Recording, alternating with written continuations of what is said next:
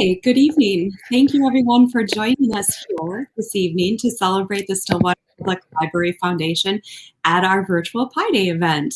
I'm Alicia Gordon-Macalis. I am the foundation manager, and I'm honored to be here as a part of the foundation and to be here with you this evening. Tonight, we will bring you foundation highlights from the past year and feature The Science of Wine with Chris Coates from Domachin Wine Bar and Wine Shop. A highlight of working at the foundation is the opportunity to work with a dedicated and passionate board of directors. I'm pleased to now introduce Sean Glazer, the Stillwater Public Library Foundation president.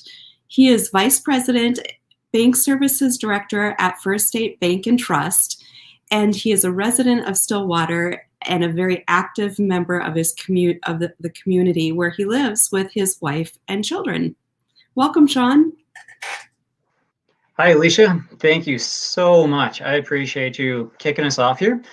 So a little bit about me, or my brief story for why I love serving the library here. As Alicia mentioned, I live in Stillwater with my wife and 2 kids.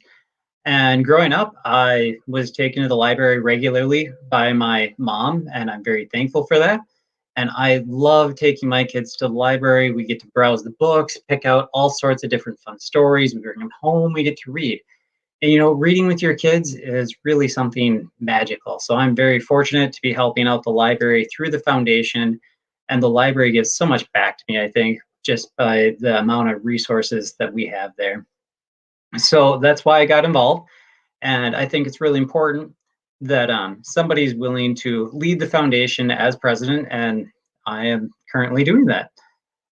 Really, it's been an honor, and I've got such a great team here that's working with me to reach our goals.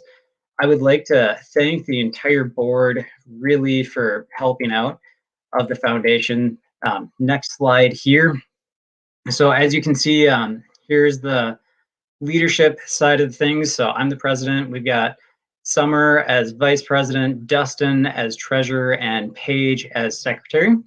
If you want to go to the next slide here, the other board members that we've got is Anne Brownlee, Ryan Collar, Amber, Sandy Ellis, Roger Funk, John Gray. John, I saw your wife just the other day at the library. That was absolutely wonderful. Kevin Sandstrom, and then Mark Trundle serves on the library foundation board with us. No voting rights, but he's definitely a liaison and is able to communicate with us about the library needs, so we can work very closely with him. All right, next slide. All right, so as we're looking at things here, like every organization, this last year of 2020 has brought just tons of challenges due to COVID-19, not just for the foundation, but for the library as well. I mean, the foundation, we had to cancel our Pi Day event.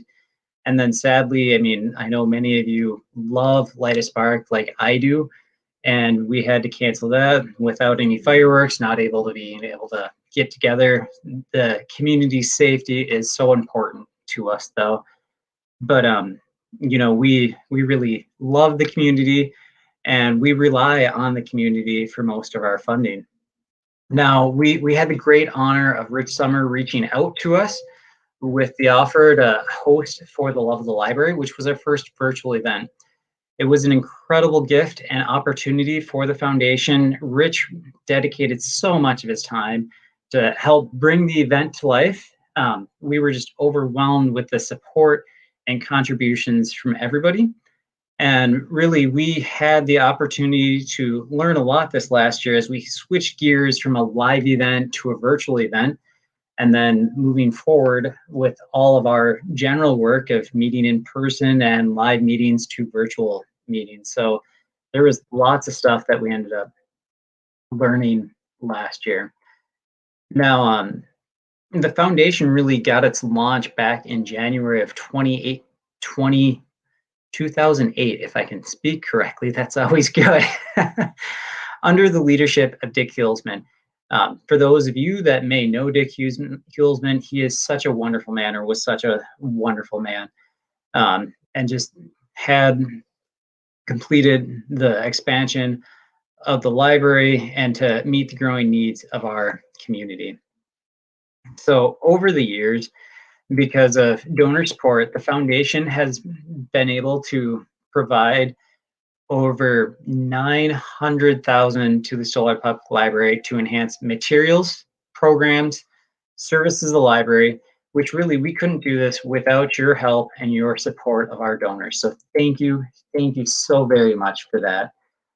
Now, because of all the support and everything, especially in 2020, the foundation and the library is really proud that we funded things like Hearing Loops, a volunteer coordinator, portable Wi-Fi hotspots, and then Sunday hours for when those have been able to do, and children's programming. If you haven't checked out the portable Wi-Fi hotspots, those are amazing, and they're really serving our community well for those that aren't able to have Wi-Fi at their home or internet access at their home.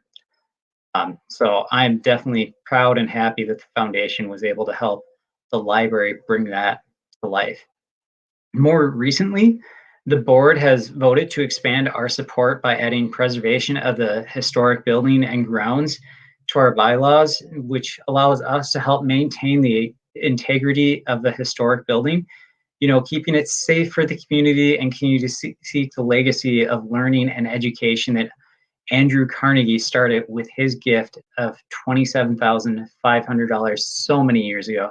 As you guys know, we've got such a wonderful library, and I am very happy to say that the foundation made this change so we can support the library and just maintain the historic building because it is such a beautiful building.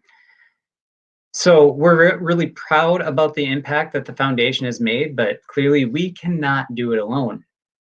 As I said before, it takes the entire community.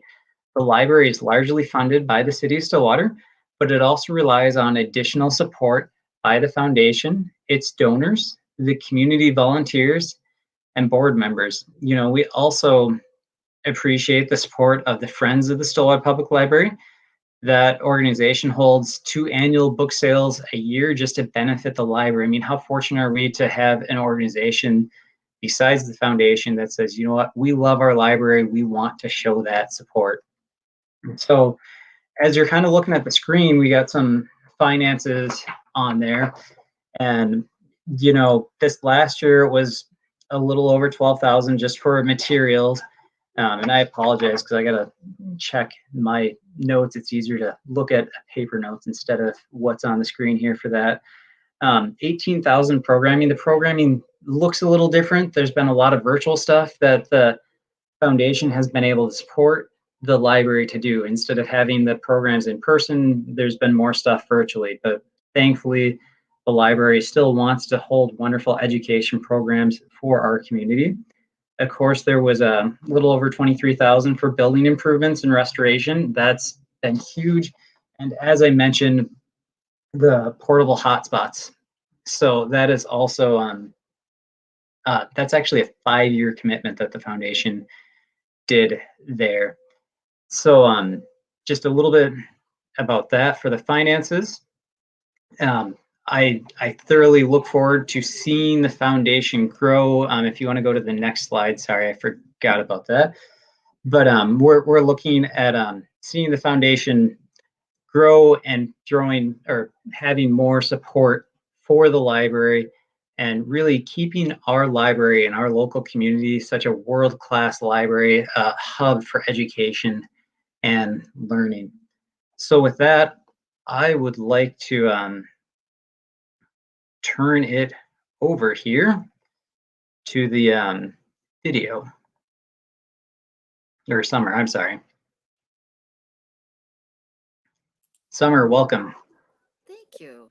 I believe we have a STEM video too that we can show with 3M Wizards. I'm not sure if that's going to work for us today.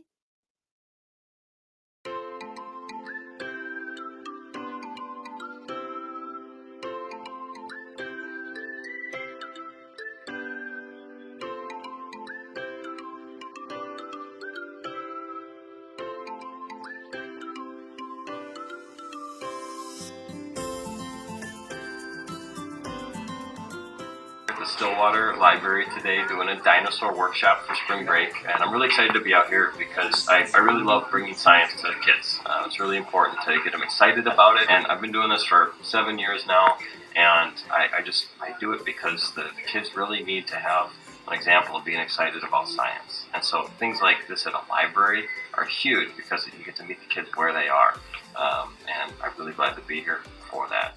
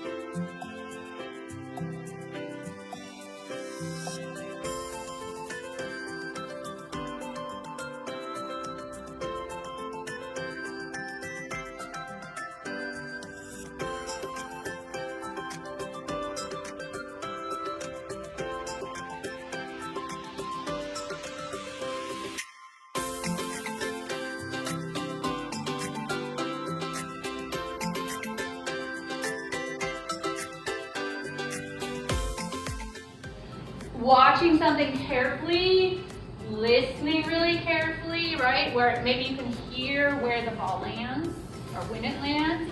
Yep. Do that one. Yeah, use evidence to support your decisions, right? So science is based on data, so we're going to collect some data. And this is my favorite. Yes. Work with and learn things from others.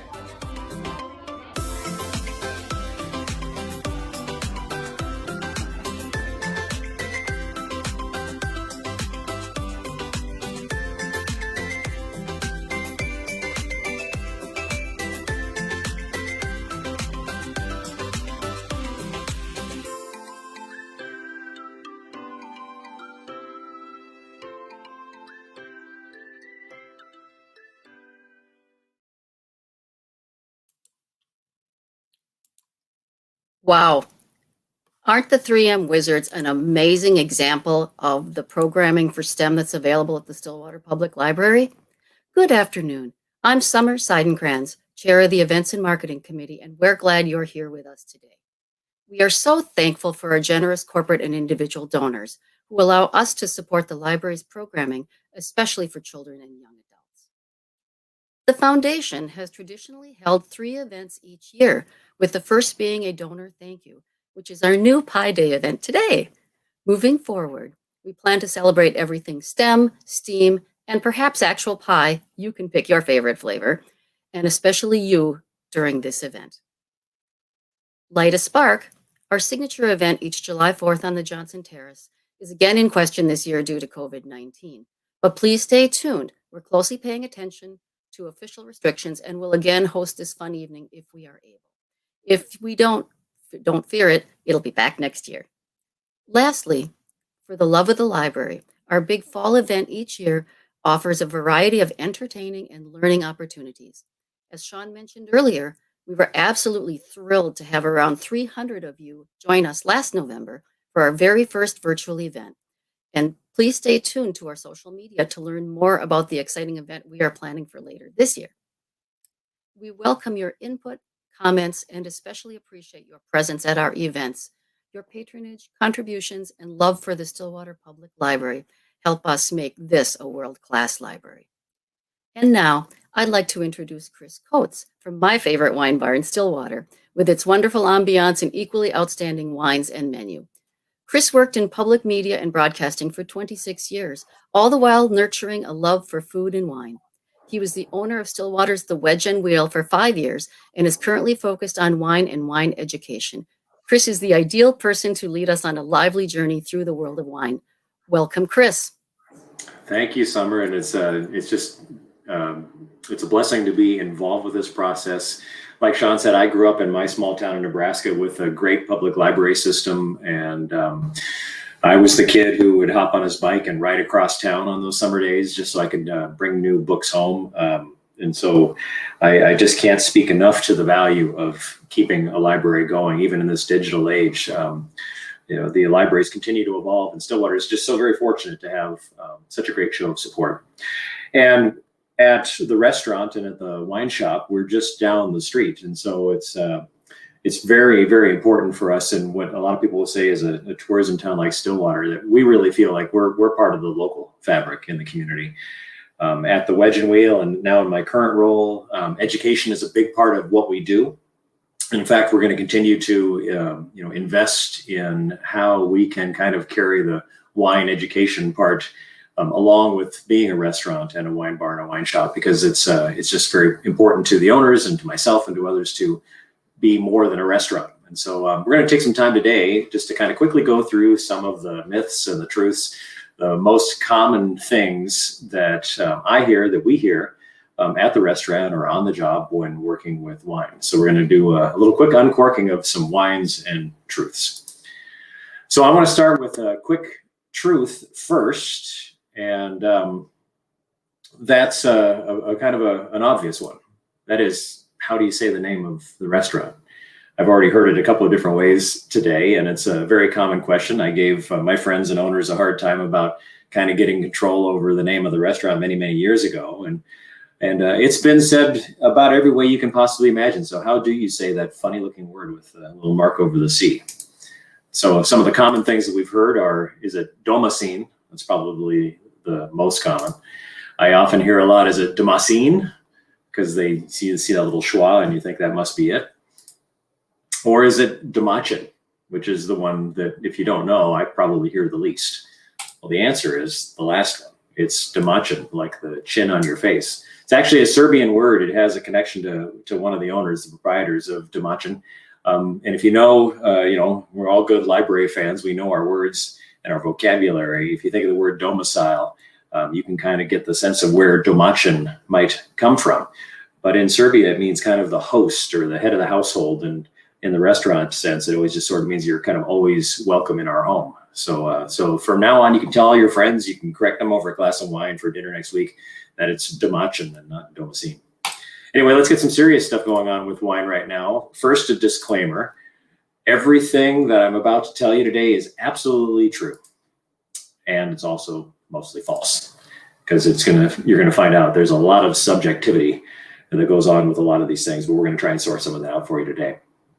So we're gonna start with the first myth, and this is one of the most common we hear, and those are some really old, dusty bottles, or maybe it looks like your basement is Stillwater after a particularly wet spring thaw, we'll see.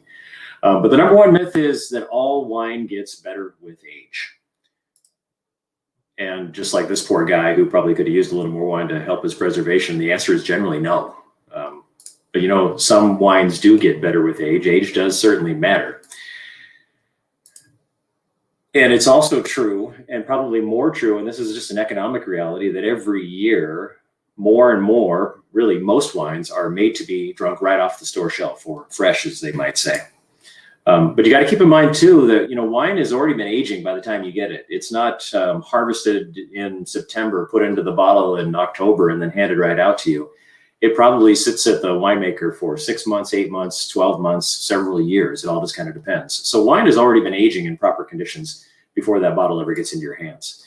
And the truth again is that for many wines, aging just means getting old. So a lot of wines, really, by the time you get them in the store or at the wine shop or wherever, they're kind of being, intended to be opened and poured into your glass. In fact, there are a lot of wines that are kind of intended to be drunk younger, and maybe subjectively said even better. So I'm going to throw out a few quick examples here. Pinot Gris or Grigio, it's the same grape, but depending on where in the world it's made, they go by the different names. But it's a young, fresh, tart white wine, and it's not typically a wine that you would see age very long, so you can always trust that to be pretty good. Moscato, the sparkling wine, and a lot of the fizzy wines, that's generally going to be true, but you'll see some exceptions to that too. And then wines like Sauvignon Blanc, and these are going to notice a lot of white wines, and Prosecco. But there's some red wines too, like Rosso di Montalcino, or some of the young red blends and Sangioveses from northern Italy. Generally speaking, these are wines that the winemakers want you to drink early. Why? It helps them from a revenue standpoint so that they can make those wines that need to sit down and age for months or years, because those wines aren't making them any money. So they need some wines that are meant to be drank right away. Rosé, certainly you don't see too many people drinking 10-year-old rosé. A lot of rosés are really meant to be drank fresh in the season. In fact, the 2020 wines that we're already going to start seeing at the wine shop, the only 2020 wines will probably be rosé. It'll be another year before we start seeing 2020 reds, for example. Beaujolais Nouveau, I'm not personally a fan, but that's probably the youngest, freshest red out there. It is that rare exception of it's harvested, made, put in the right bottle, and meant to get right into your hands. It's not something we do at Demachin, but there are some fans of the kind of the hobby of chasing after Nouveau Beaujolais. Zinfandel, there's a common grape that a lot of people like. It's a smooth or it's a juicy red. Again, you don't hear too many people talking about drinking a 10-year-old bottle of Zinfandel. You drink what you buy. Cheap wine, and by that I mean your $2 bottles at the end cap and the sale bins in the stores. If they're selling it that cheaply, chances are it needs to get a move on, or it just wasn't meant to hang around for very long anyway. Same with smooth wines, those really heavy, oaky, simple, not dry in your mouth red wines. Chances are those also don't have the structure and the technique behind them to cause them to age well. So if you like those wines, you're probably buying them at a pretty good price and drinking them right away. And again, the truth is that the majority of the wines on the store shelves or in the wine shop, they're really meant to be drunk now. Whether the vintage is 10 years old or it's 1 year old, the intention is if it's on the shelf, take it home and drink it. And at a good wine shop location, if you're talking to a person like me or anybody at your favorite local wine shop, you're going to have a relationship with a person that can say, oh, this one you want to put away for a while, or maybe this is when you need to get a move on. So always listen to and build those relationships. Another quick tip, not always true, and it kind of depends on where it's from and all that, but generally if it's a less expensive bottle, say under $30 or so, chances are you can just open that up and drink it right away without a lot of fuss. There are grapes that age really, really well, and I'm sure we've got some people online with us today that have a lot of experience with this, but there are some grapes that even need some age even after you bought it before you really want to get them open. My favorite grape, the king of the grapes in Italy, as they call it, is Nebbiolo. It's the grape that makes wines like Barolo and Barbaresco. Generally speaking, you can get Nebbiolo when it's 3 years old or so, but you might want to hang on to that for 5 or 6. And the best Barolos you can hang on to for 25 years, but not too many people sell it like that. But aging Nebbiolo helps. It kind of softens those mouth-drying tannins and kind of helps the whole wine come together. It just needs a little more time in the bottle. Wines with a lot of tannin, like Nebbiolo, Cab Franc, for example, can take some time. White wines that are really high in acid or sugar also have the kind of the structure to hang around for a long, long time. They'll age really well. They'll change and they'll evolve, but they're meant to age. So like I mentioned, these Barolo and Cab Franc. Spanish Tempranillo seems to just go on forever. I've tasted a Tempranillo that was almost 100 years old, and you couldn't have told me that it tasted as old as, say, a 5-year-old bottle of cheap American red. So then that leads us on to kind of myth 1A, and that is, and look at this old bottle. This is a bottle of 1999 Chardonnay, a French Chablis. Myth 1A is that wine that's white doesn't age very well.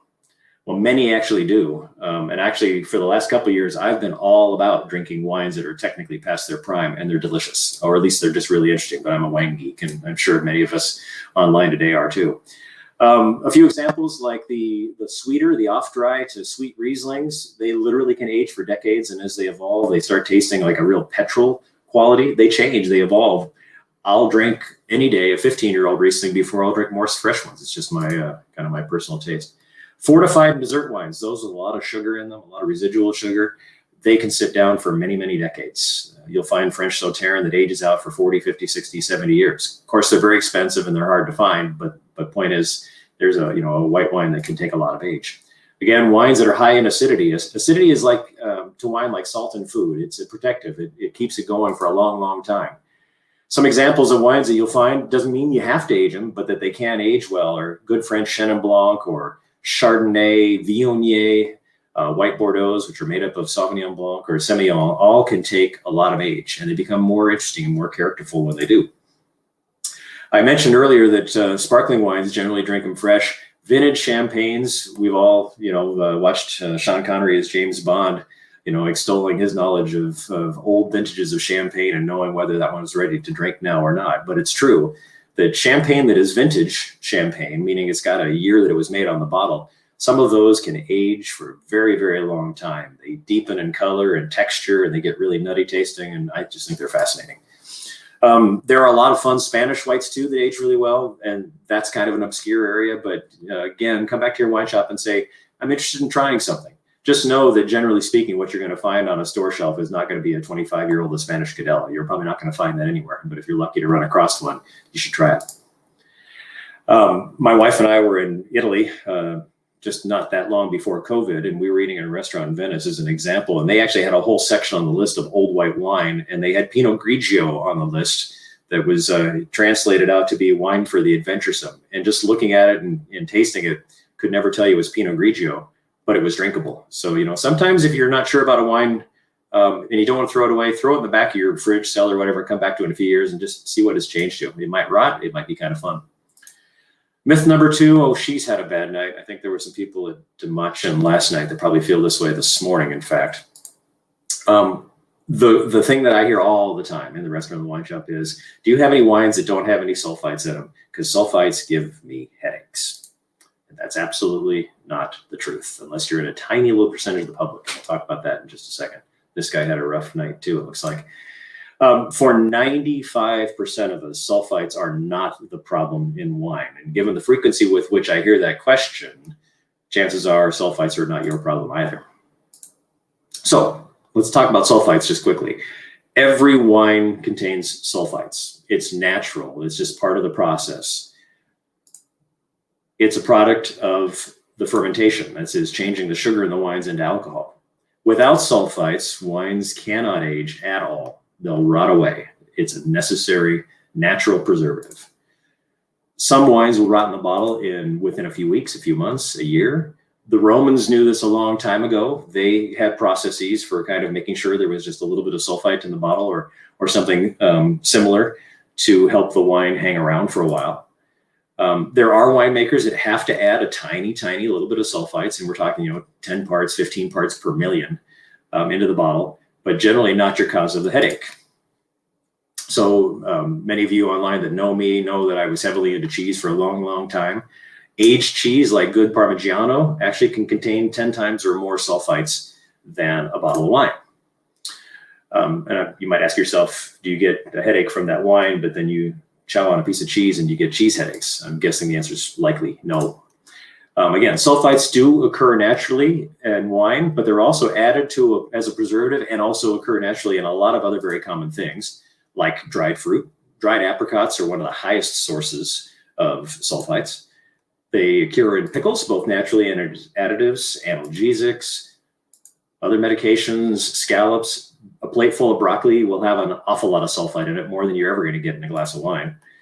Sugar beets, French fries, maple syrup, I could go on and on here, shrimp and crackers. Just seems like everything's got a little bit of sulfite in it. So what's going on with sulfites, and why do we all think it's the wine? Mostly because officials many years ago decided that you needed to label the presence of sulfites on a wine label. And of course, we look at that and go, oh, that must be it because they're warning me about it. But you notice it doesn't say this wine contains sulfites and it will give you a headache. It's just a label that tells you that there's some naturally occurring and possibly a little bit of added sulfite in the bottle. So it is true that there are some people that can have allergic reactions to sulfites. That is true. But that reaction is not a headache. It's an exacerbation of asthma or breathing issues. In fact, there have been a number of repeated studies recently that show that about 15% of the sufferers that had really chronic asthma had a strong reaction to a overly high, very, very high dose of sulfite. A dose of sulfite that would be far more, you'd have to drink bottles and bottles and bottles of wine. That would be a problem into itself. But the people that had normal doses actually had no reaction. So what's the cause? Why am I getting headaches when I drink wine? And I'll raise my hand here and say that even some of my favorite Italian red wines, when I'm sitting on the sofa watching a movie at night, I'll start having some of these other symptoms and sometimes a headache. So it could be allergies. wines are full of histamines. You got to remember that wine is a plant. It comes from a plant. All of the things are associated with that plant in the grape, on the air. Histamines are an important kind of healthy reaction in the body. It's telling you that something's going on and that your body is dealing with it. But some people do have reactions, and you can develop a histamine reaction to wine. Is that a bad thing? Well, it is if you have a really terrible reaction. But sometimes an allergy pill can solve that, and sometimes it just goes away. If it's allergy season and you're having a bad time of it, then allergy reactions to histamines in wine can actually be that much worse. It could be this kind of crazy thing, all of these chemical symbols, these molecular structures over here, that can be a problem, both from an allergy and just kind of a medical response reason. Tannin. Many of you have heard about tannin in wine, or a lot of people will say, well, I just don't like dry wine. When you talk about dry, you're not talking about the winemaker's definition of dry, which has to do with the sugar in the wine, but you're talking about it dries my mouth out. Those are the tannins. So tannins occur naturally in the skins and in the juice, in the stems and the seeds of the grapes. And if you want to try a great experiment sometime, get yourself a red grape and peel the skin off and try chewing just the skin. You'll get a full dose of what tannins are all about. And then try the pulp and you'll understand that there's virtually no tannin in there at all. And the two together balance out to be very important to the structure of wine. But again, it's that tannin that causes that cotton ball sensation in your mouth. But again, tannins occur in a lot of other things too, like your red berries, for example. I've been drinking a lot of tea lately, and you always get that mouth drying sensation from drinking tea. Nuts and cinnamon and cloves can, pomegranates certainly do. Can't speak to quince, but chocolate, again, it can kind of chalky dry your mouth out a little bit. Do you get a chocolate headache? Could be caffeine, might be tannins in chocolate. But here's really, honestly, and this is, science and anecdote, but what's the biggest cause of the headaches? It's good old water, but not what you think. It's because you don't have enough, especially when you're drinking astringent wine that's going to dry you out and increasing the alcohol in your body. You're dehydrated. It's a good rule of thumb, and few of us adhere to this, especially when we're out socially, because of the need to get up and go use the facilities maybe one time too frequently. But 1 glass of water for every glass of alcohol really does matter. I can drink an entire bottle of wine in a night as long as I drink an equivalent of water. If I have a couple of glasses of wine and no water, I start feeling pretty poorly pretty quickly. My mouth gets dry. I start getting a little headachy. I don't feel all that well. I'm not a happy drunk. I don't feel too well drunk. So keep up on your water intake and give that a try. And I think you'll be surprised. Otherwise, maybe chat with your medical professional and see, but try that 1-to-1 with water and alcohol. It really matters. All right. Myth number 3, very fancy decanter here. Myth is that you should always decant your wine. This is, I get a stronger opinion about this with each passing year. And the answer really is no, especially old wine. So let's talk about decanting. And what about this schmutz in the glass, sediment? Well, sediment's not a great thing. And why is it there? Well, it's a natural byproduct of the winemaking. You'll hear the terms of unfined and unfiltered. Some winemakers will choose not to fine out or filter out the finest sediments in the wine. And as a wine sits, a red wine sits, especially an older wine, those solids can settle out in the glass. And when you go to pour that bottle, if you're just very cavalier about it, you grab it, you dump it into your glass, you're going to get sediment, especially from the last pour out of that bottle. And that can be a little gritty and a little tannic, very mouth drying, like we said, and not all that pleasant. So that's one reason to decant, but you need to know how to do it. Decanting very slowly, making sure you turn the bottle up slowly and leaving the sediment in the bottle. So why wouldn't you decant just everything? Because when you decant wine, you are adding oxygen and starting a process of agitating the wine and changing its atmosphere. And when a wine is old, it's fragile and you cannot go backwards in time. And so if you just think, oh, this is an old bottle, I need to decant it for this in it, and you go sludge right into the bottle, don't be surprised sometimes if within a half an hour or 45 minutes, the wine, all the fruit just evaporates and goes away. Whereas if you had poured it very gently out of this old bottle of wine, it could last you all night long.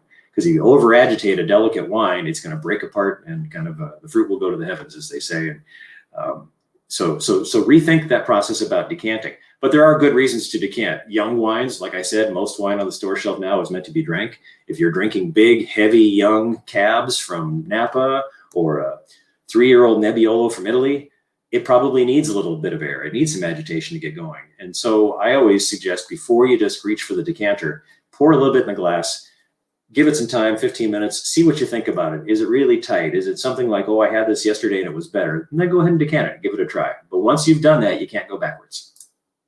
All right, myth number 4, never chill red wine. Why would you do that? Well, that's not true always, but it's mostly true. A lot of wines you're not going to put, into the fridge and drink them straight out of the fridge. But if you've liked to medium bodied wines, Pinot Noirs especially, they like a little chill. It can promote the fruit differently, and it just changes the nose. I actually store all my open bottles of red that I've had the night before. I put them in the fridge and take them out the next day. And being impatient, I probably drink at least the first glass of all my reds the second day a little cold. And I just think it's kind of fascinating. But, you always talk about ideal temperature for wine. In a summertime in Minnesota, 90 degrees is not an ideal temperature for red wine either. So keeping a bucket of ice on the boat for any red wine just to help it stay a little cooler is not a bad idea. Myth number 5, screw caps always equal bad wine. Nope, also not true. But this one really is complicated. Screw caps do give us the impression of cheap wine. That's true. And we all love the romance of the cork. And the more expensive wines, you can't imagine spending $500 for a rare wine and then just, the cracking the cap off and pouring it. It doesn't have the kind of romance that corks do. But in all the winemakers I talk to, almost every single one of them is trying to move away from corks because they're more interested in how they can preserve the sanctity of the wine over time. And the bottom line is that screw caps or similar enclosures that are synthetic will do, generally speaking, a much better job of keeping the atmosphere out of the wine and not having any of the flaws or the vagaries or the contaminations that corks bring to wine. So it's a complicated discussion in the wine industry. It's in the retail industry. There are those who want to move away for scientific reasons, but they also understand that the wine buyers aren't interested in buying a bottle of Chateau Margaux with a screw cap. So it doesn't mean bad wine. It just means it's a choice. Myth number 6.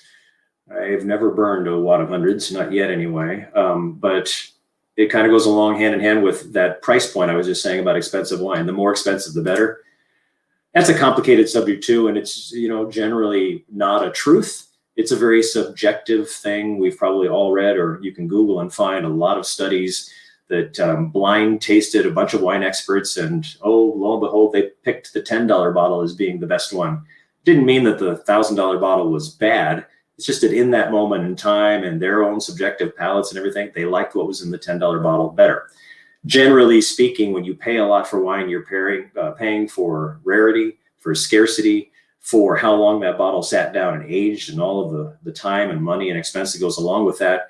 And also just the perceived value of the brand of the name. There's a winemaker in California that every time they release a bottle, it immediately goes onto the gray market for thousands of dollars because they don't make much, and now it's become a cult to collect it. So you're really into the art collector stage at that point. That said, if you pay $5 for a bottle of Nebbiolo from Italy and you spend $20 and then you spend $50, qualitatively 100%, you're going to get better wine as you kind of move further up that scale. Myth number 7. This guy's clearly very happy about this wine. He's given it a 93-point score. We see 90-point scores all over. They put them on the bottles. They put them on the little signs in the shelf, and you see them in the magazine ads all the time. Do they matter? Maybe, yeah, sort of, kind of. They matter a lot to the winemakers and to the retailers. Why? Because we see numbers on bottles and we buy those bottles. And that's important for the winemaker to move those wines along. You got to ask yourself, though, do they matter to you? Points can drive up price. Points will make you believe that this wine critic, this wine expert is absolutely 100% right and you should trust him. And we all kind of walk into a wine shop going, gosh, I don't know much about this stuff. So points can be a good place to go, but you kind of have to decide, did it really matter in the end? Did I enjoy that wine? Robert Parker and his points system over the years completely changed the kind of winemakers profile and style in California to the point now where you're seeing them moving away from that. So points are marketing. So that's a good way to think about it. Do they matter? They can. If you know the wine and you've been drinking it for years and you see a point score on that wine, you might trust that. But don't go for points first. Learn a little bit more about the wine and don't let those kind of scare you into spending more than you want to on a bottle of wine. We're going to get close to wrapping up here. So just a couple of quick truths on pairing wines. I'm not sure I've ever had rosé and dill pickle together before, and she's trying it out, it would appear here. My biggest rule, and I said this in the cheese shop, is kind of drink what you want with what you want, with whatever you like. Try things together and you'll know, did I like them? Did I not like them? If you like them, don't care what anybody else thinks. Go ahead and do it anyway. There's nothing wrong with that. We don't have to be wine and food snobs about it. But there are some truths, and I'm not going to give in on these. French fries and champagne always go together. Just count that as a plus. Head down to Manger in Bayport and have Mike and the crew do you some duck fat fries and champagne, and that will prove the point, and you will never go back. In fact, champagne and potato chips do really well. There's just something about fatty and salty and good champagnes really do come together nicely. And then one last tip on food pairing is very sweet desserts and very dry reds are rarely a good idea. One of my favorite TV personalities who thought he was learning about wine, he was convinced that for a big French pastry that you needed a big dry red wine to kind of punch it in the teeth. And he had a 4-letter reaction as to what the two tasted like. There are always exceptions. Cab and chocolate can be fun. But really, generally speaking, if you've got a super sweet sugary pastry and a really dry red like a Nebbiolo, probably not a great idea. But again, if you like it together, more power to you. You just have to trust me on that one. All right, guys, I'm going to turn it back to our hosts. I'm Chris. I'm the ambassador at Demachin Restaurant, Wine Bar, and Wine Shop. We're downtown and 2nd and Myrtle. And you can find me in the wine shop most days. We open at noon. And then my colleague Dennis is there in the evenings. So you'll find me there Tuesday through Saturday from noon on. And we'd be happy to see you. Come down. Everything in the wine shop is currently 20% off. And I'll make sure I extend that to anybody that said that you saw us today online and we're helping out with the Stillwater Libraries. So thank you, guys. Thank you, Chris. That was some amazing presentation, a lot of information. I'm glad to know you've never burned a ton of hundreds like the one image there. As a banker, that would drive me batty to actually do. And then knowing that when I go to the store, that when I go to buy a bottle of wine, yeah, that's really meant to be drank right away. I am glad to hear that I don't have to try to guess that correct aging there. So thank you so much for imparting your knowledge to us. If we can get the slide brought up here, we've got a handful of books that you might be interested in checking out. There's the Tasting Wine and Cheese, an Insider's Guide to Mastering the Principles and Pairing. Of course, if you're looking for traveling, there's California Wine Country. Maybe you're looking How to Love Wine, a memoir and manifesto. Clearly we all love to support local stuff. So Minnesota Winery Stories, Minnesota Wineries, Wines, and Winemakers. If you're thinking of traveling or you want to have that mindset of travel, Tasting Italy, a culturary journey. Of course, there's the Wine Bible, Wine Folly, the Essential Guide to Wine, Wine Girl, Obstacles, Humiliations, Triumphs of America's Youngest. Similar. And, we'll happily send you the full list after the event. So I really want to thank everybody for attending today. We hope that you've enjoyed the program. Chris, thank you once again. We look forward to seeing you virtually again and hopefully at a live event soon. We'd love to see you in person. Clearly, like I said earlier, your health is very important to us, though. So thank you for taking the time to spend it with us virtually. Stay healthy. And thank you once again for all your generous support, and have a great evening.